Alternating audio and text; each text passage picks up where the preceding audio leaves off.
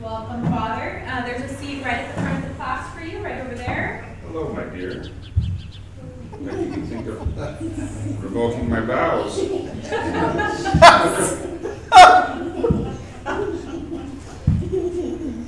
Right here? Yes, right there, please.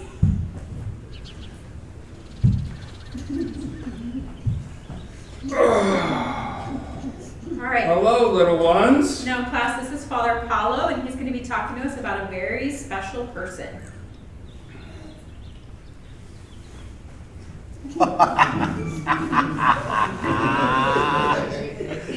Yes. Some of these things out for you to look at. You'll learn about some of these things.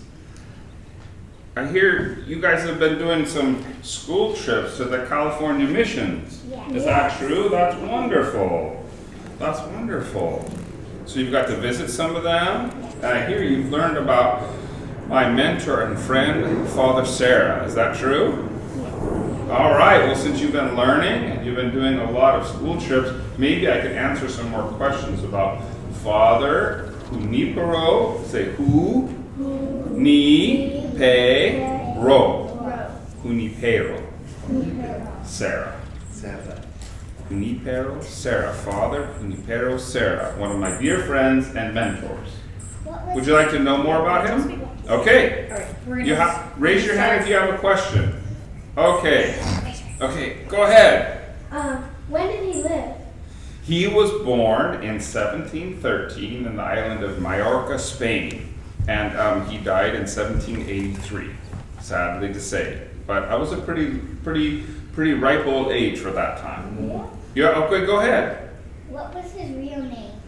He was baptized as Miguel Jose Serra. That was his real name, but later he took the name of Junipero Serra. Go ahead. What about his family? Yeah, his family were farmers, and they were poor, but not really poor. And actually, they thought that he was probably not quite fit for farm work because he was not very strong. So his mom and dad were the Serra family, and they were farmers, and that was the family business. Did you have a question too?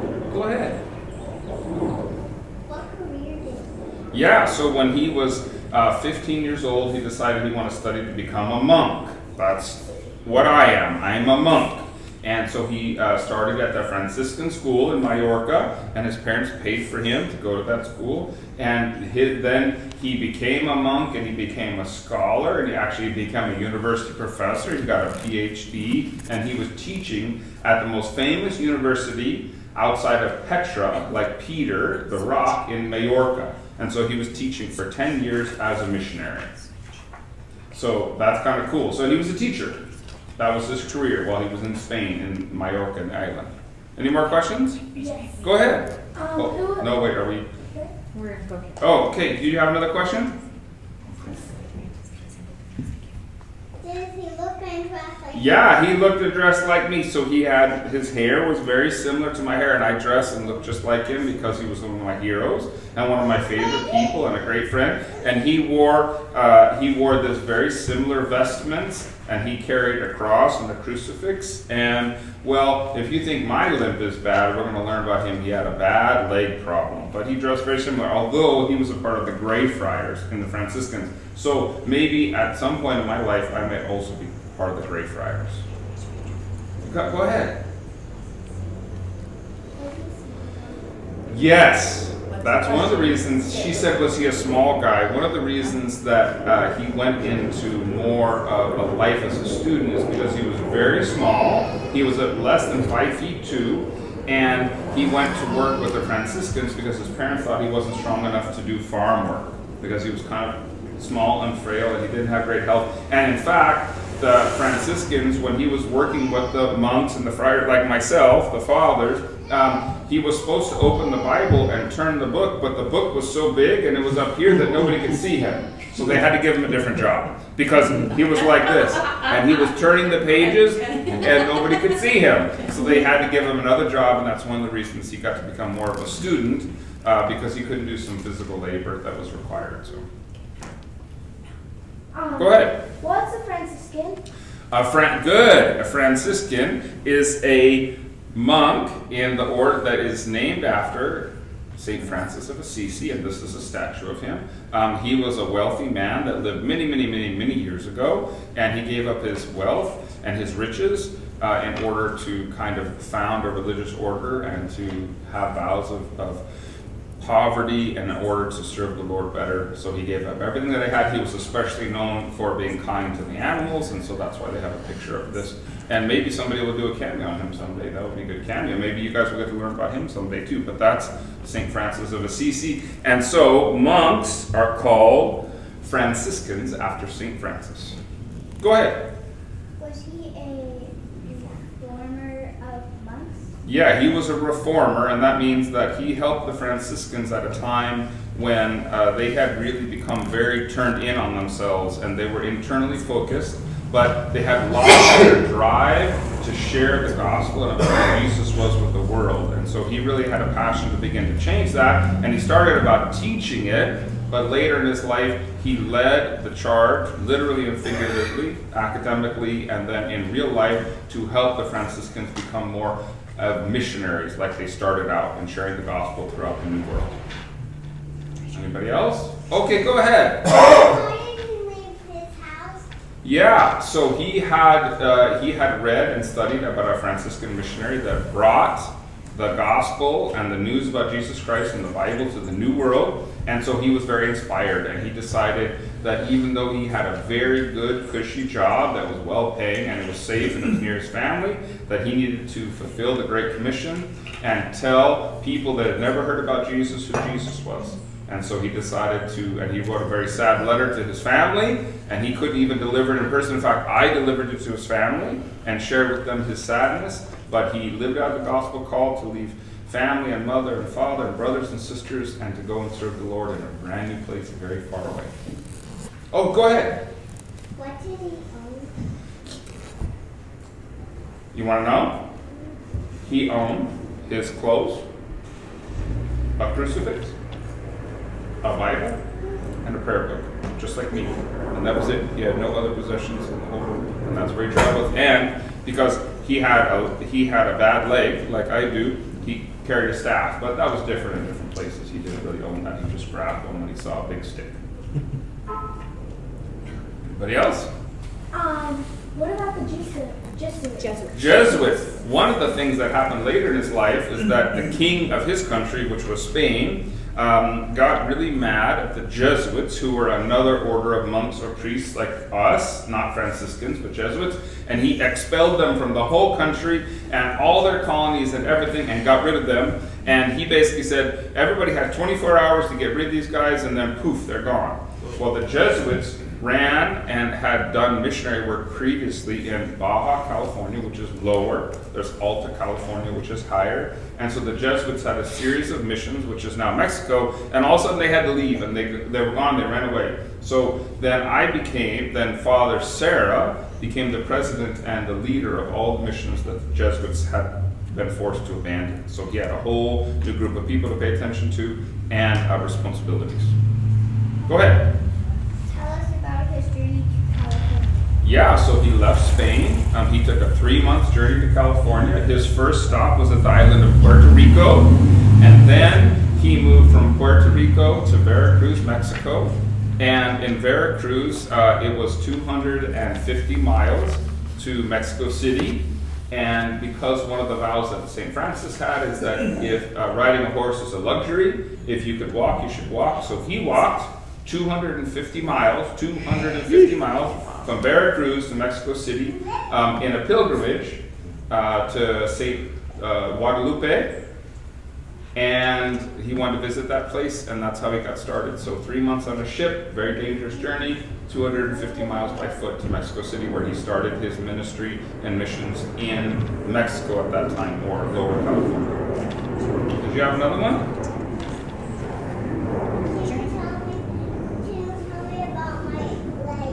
His leg. Yeah, so when he was walking 250 miles, which is a long way. Think about from your house where you came today, it's probably about 7 miles. So he walked 250 miles, and on the way, he was bitten by either a poisonous spider or a snake on his leg. and it caused so much swelling and pain that they had to stop the journey. And in fact, they didn't know what to do. He couldn't travel, but remember, he wanted to walk, and so they were using a special cream and salve from the horses, and they decided that, well, we didn't know what to do for his legs, so they used this special cream and salve that they were using for the horses, these herbs, and put it on his leg, and it helped to heal his leg enough where he could walk. But for the rest of his life, he had very difficulty walking and lesions and problems in his left leg that was with him his whole entire life. Sometimes he couldn't even get up on a horse when he was allowed to ride a horse. Did you have one? Go ahead. He walked way more than I did, even though he was older and he had a leg problem. But he walked, when we look at maps of his travels, he walked between 25,000 and 30,000 miles in his lifetime. He took most of his journeys by foot. Yeah, that's amazing. Yeah, that's a lot. A marathon is 26 miles, and he did a lot more than that. So, yeah, go ahead. Is there a funny story about your glasses? Oh yeah, well, so I wear glasses very similar to Father Junipero, and when we came to the natives in Mexico, they were fascinated by his spectacles. They'd never seen any before, and so they wanted to try them on, and he let them, as he was wont to do, try on his glasses. But by the end of the day, they'd been passed around to so many people he couldn't find his glasses, and he was very blind without them, so he wandered around, and eventually, after about a day and a half, he found his glasses and was very thankful for that. But the natives loved to look at his glasses. So the first time they'd ever seen that before. Yep, and sometimes he lost them and had to retrieve them. Go ahead. Did he make a Bill of Rights? Yes, in fact, actually after he was in Baja California, which is lower than we are now, he felt that the natives were being mistreated by the governor of Spain, who was over in Mexico City. And so he walked another time, 2,000 miles, to Mexico City to argue for a Bill of Rights for the native people that allowed them to not be mistreated by the Spanish authorities, and he appealed to the viceroy, and the viceroy agreed with him and ruled in his favor, and they created a Bill of Rights, and in fact that happened even several years before the United States presented our Bill of Rights. So this was in the late 1700s, like 1770. So before we know our Bill of Rights, he already had founded one in Mexico and won rights for the natives and for the Indians. So it was amazing. And he traveled a long way to present that. Go ahead, you have another one? What is a mission and Yeah, a missionary presidio. A mission is a basically economic station and a farm station that priests shared, and fathers like myself and friars would share about God with people, and they were also centers of growth and learning. They would teach them how to weave and how to dye clothes and how to have a business and how to farm and how to build crops, and so then that way the natives could sell their goods to other countries and trade with them and have more food than just one day at a time. Because the natives and the Indians were hunter-gatherers, so they only had food basically for one day at a time. And so it was a center where Father Serra would start and put a bell up in a tree and ring the bell, and people would come and want to know what's going on. He would teach them, they would give them medicine, they would help heal them if they were sick. And a presidio was what the Spanish soldiers set up to protect the missionaries and to continue northward into California as Spain was colonizing and trying to settle in California. Julia, go ahead. You're Julia? Okay, hi. Did he start the mission? Yeah, he started the missions when he was 35 years old, and so basically so he came to California at 35, taught for 10 years in Mexico, and he started the missions when he was 50, after basically being in Mexico and teaching for 15 years. Because remember, he started as a monk when he was 15. He started teaching at 24, taught about 10 years in the educational system as a professor, came to the U.S., and then he started the missions when he was 50, and he founded the missions all between when he was 50 and his death at 70. And he founded 9 missions. The first one was in San Diego, the second one was in Carmel up in the north, and then everywhere in between, as well as running all the rest of the missions. So between 50 and 70 in 20 years, he founded 9 missions. Go ahead. Oh, go ahead. Did you have a question? What's your name? Amelia. Amelia, hi. Did we get grapes and wine from him? Oh yeah, for any of you that are, well, you are not wine lovers, hopefully, but do any of you like grapes? Yes. Okay, well, for those of you that like grapes and for your parents that might like wine, is that the first time grapevines were brought into California was through Serra. That was one of the crops that he helped the natives to cultivate and to make, and that way, and then along with the grapes came wine, and so the whole wine industry and the grape industry in California, in San Diego, and up in Napa, where one of the missions is, well, we give thanks to that for Father Serra because he introduced wine and grapes to California. Okay, go ahead. What's your name? Abby. Hi, Abby. Go ahead. Was he kind? Was he protective?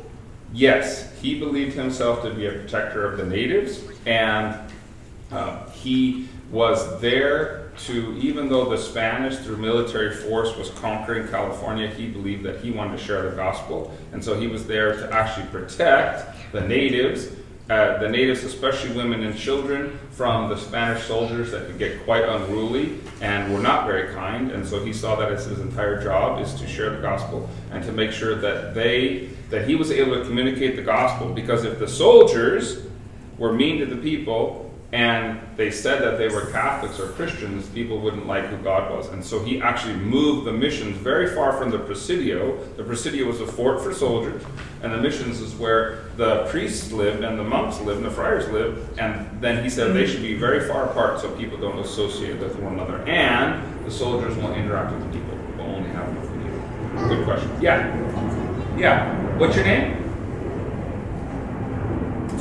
Maddie. Okay, Maddie, go ahead.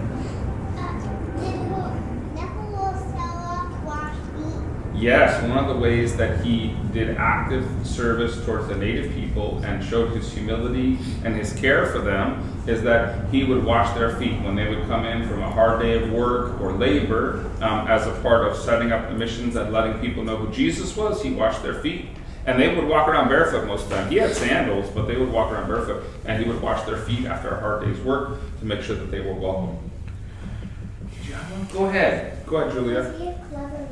Yeah, he was a clever monk. In fact, one time he traveled to Mexico City again, not for a Bill of Rights, but to argue for a law, because remember, he was a very smart guy, to argue from a law from the West Indies that prevented any work of colonization by the Spanish government to be done on what was designated as mission lands. And he said the governor, again, who was a very important person, was violating that rule. And the viceroy, who was even in charge of the governor of Mexico City, said, "You're right, that's the law." And so then from then on, any place that the church was doing mission work, the soldiers weren't allowed to go and the government was allowed to go so they wouldn't interfere with people. So he even used a law from another country from far away that he knew about. So just to protect the natives. Yeah, go ahead. Amelia? Yes. Did he forgive people? Yes. In fact, he wrote a letter that if anything should happen to him, because sometimes the natives didn't understand what was going on, and they might attack the soldiers or get in fights with soldiers, and there was occasions when they harmed or hurt the missionaries as well. He wrote a letter ahead of time to the local governing authorities saying that anybody should, if they should ever harm him, that nothing should happen to them, that they should still be forgiven because he forgave them. And in fact, some of his friends, not me, but some of his other friends, were harmed, even deadly harm, by some of the natives who didn't quite understand what was going on and were rebelling and burning things down. And he went and forgave them, and he advocated that no harm come to them or punishment come to them from the local authorities. So he even tried to protect the natives who were treated his friend very badly. Yes, go ahead, Abby. Tell us about his vows and goals. Yeah, so his vows were that of a Franciscan, and that was that chastity, so he wasn't going to get married, so he could focus his life completely on God's work. Poverty, which means that he wasn't going to own anything. He lived very simply, right, and service to the Lord. And he kept those vows throughout his entire life. And his goal was that he didn't want to just teach about Christianity and theology and philosophy to people who knew about it, but he wanted to tell people who had never heard about Jesus who he was, and share the gospel and to save souls. Okay. Go ahead. He has a crazy. Oh my gosh, you'll appreciate this. Okay, he went to bed every night at 8 p.m. 8 p.m. A man after my own heart. He woke up at midnight and prayed till dawn. So every day he went to bed at 8 p.m. He woke up at midnight and prayed till dawn, and he kept that schedule his entire life after he came to America. Yeah? Okay. Julia, did you have one? Okay.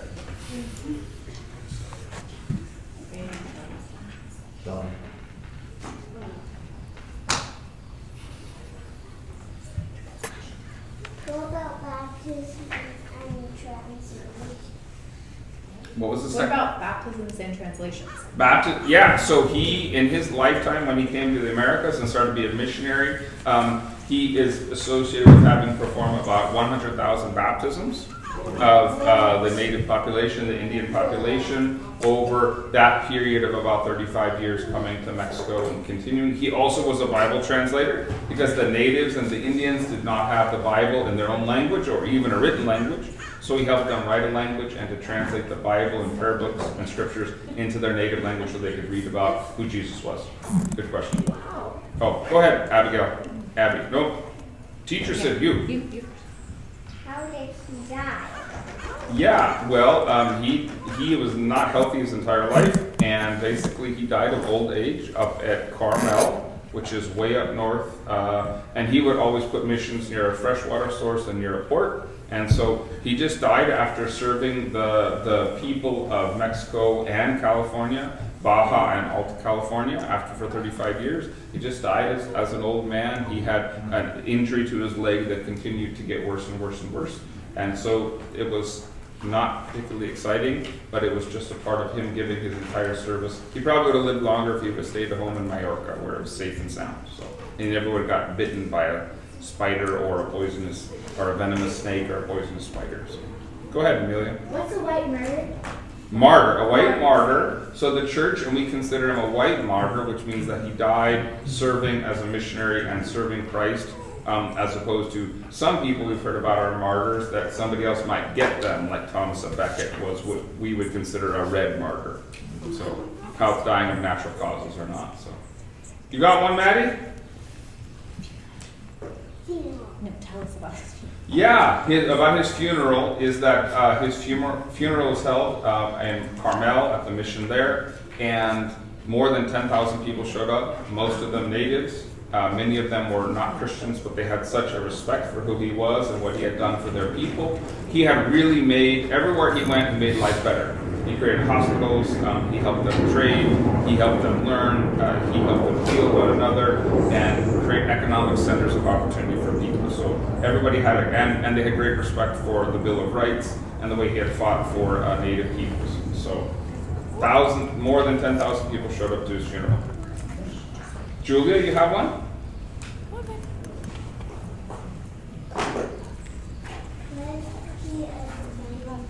Yeah, he is considered, Junipero Serra, father. Serra is considered a founding father of California, and he's also considered a founding father of the United States.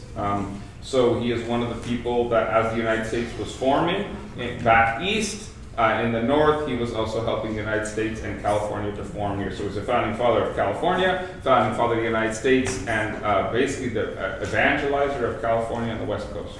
Good question. Amelia? Yes. What was his dream and passion?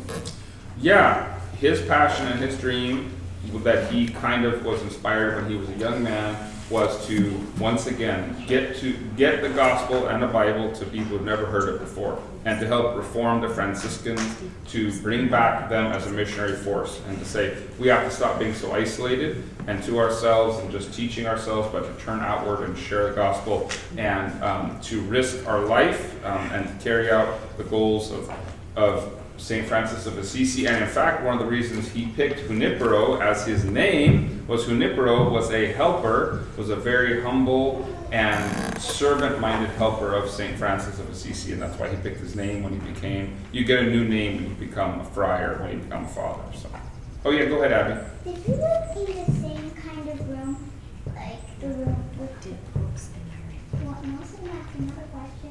Oh, they might have their own questions. Okay. So okay, go ahead, and then you can ask that one on your card. Did you live in the same kind of room at the priest's room at the mission? Yes, he did. When you saw a priest's room at the mission, it was a bed, which was no padding, no mattress, like a cot, a chair, a desk, and a candle. And that was it. And that's where he slept his entire life, or out under the stars.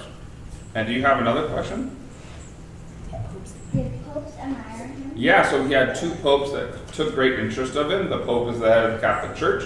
Pope John Paul II, whom I also admire greatly, blessed him or beatified him. That means that he started to give him a certain respect from the Catholic Church. And then Pope Francis in 2015, so Pope John Paul II beatified him, called him blessed in 1988, and Pope Francis canonized him or made him a saint, so he became Saint Junipero Serra in 2015, the first time that anybody had ever been canonized in the United States, and he was the first American Hispanic saint that's ever been made, and the first time that happened in Washington, D.C. What is his motto? What is his motto? His motto, even from when he was leaving Spain, his motto was always go forward, never go back. Always go forward, never go back. And he wrote that in his journal. And I would often tell him, don't go on this journey. Don't go walk. Don't go to San Diego. Don't go to Monterey because you're too sick and you're probably going to die on the way. And he said, well, if the Lord wants me to die on the way, I'm going to die on the way, but I'm always going to go forward. I'm never going to go back. And I admired that about him. Yes, Maddie?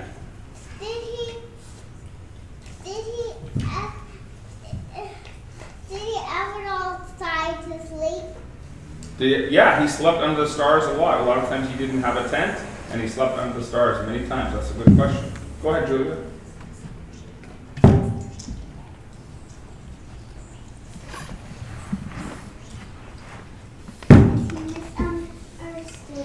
Yeah, a lot of people, if you'll see in the news today over the last 5 or 6 years, especially after his canonization, he's becoming a saint. He's very misunderstood. People have torn down statues of him and attacked him, and even California law has been one that really said bad things about him. However, good historians and people that care about the truth and the people that were surrounded by him in that day have a great deal of respect for him, even though there's what we would call revisionist history and people that are very, very angry at colonization and actually what happened after he left, which is what happened when the Mexican Revolution happened and Mexico took over California.